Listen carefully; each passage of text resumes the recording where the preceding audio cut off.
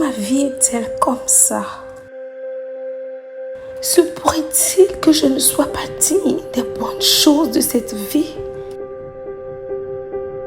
Chaque chose, je veux dire chaque chose que j'essaye de réaliser s'avère infructueuse. Le plus ennuyeux de tout cela, c'est que les gens pensent que tout va bien pour moi. Mais au fond de moi, je me noie dans les ennuis de la vie. Par où commencer? Par où? Oui. Je sais que je suis qualifiée. Je suis qualifiée pour vivre une vie bien remplie. Mais je n'arrive pas à comprendre. Quelle vie! Regarde-toi, tellement misérable et pathétique. Mais pourquoi ne pas accepter la réalité de la vie? La réalité? Exactement.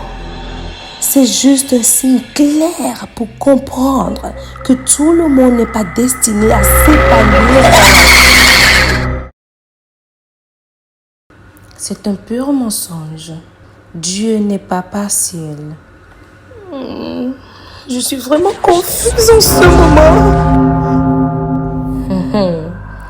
Confuse? Tu n'as pas besoin d'être confuse. Tu n'as qu'à bien regarder ta famille et celle de ton ami. Ils vivent grand et se portent bien, tandis que la tienne a été trompée par Dieu. Élisabeth, ne te laisse pas berner par le père de tous les mensonges. Les Écritures disent dans Romains 9, verset 16, « Cela ne dépend pas de celui qui veut, ni de celui qui court, mais de Dieu qui fait miséricorde. » Mais, attendez. Pourquoi la miséricorde de Dieu est-elle montrée à certaines personnes alors que d'autres sont privées de sa miséricorde? Exactement. Je te l'ai dit. Dieu est patient. Élisabeth, permets-moi de partager avec toi l'histoire d'un homme appelé Ézéchias dans la Bible. Même Dieu avait initialement conclu son affaire.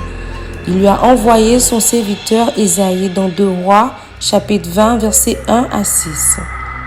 Dieu avait initialement dit dans ce chapitre qu'Ézéchias mourrait. Mais le même Dieu a changé sa décision concernant Ézéchias et a ajouté 15 ans de plus à sa vie.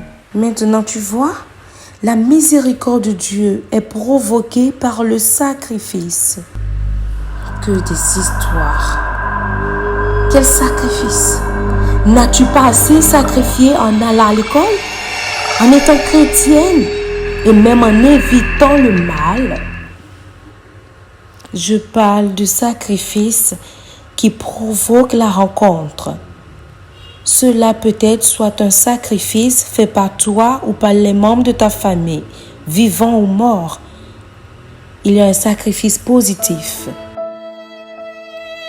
Mais attendez, cela signifie que ma qualification, ma connexion et ma beauté ne suffisent pas pour que je réussisse. Bien sûr, par la force, personne ne prévaudra. Personne ne s'élèvera véritablement, sauf par la miséricorde de Dieu. Mais tu dois la demander et la chercher. Saint-Esprit, prends pitié. Prends pitié. Aide-moi et donne-moi la croissance, la grâce de te suivre. Prends pitié, Seigneur. Je demande ta miséricorde.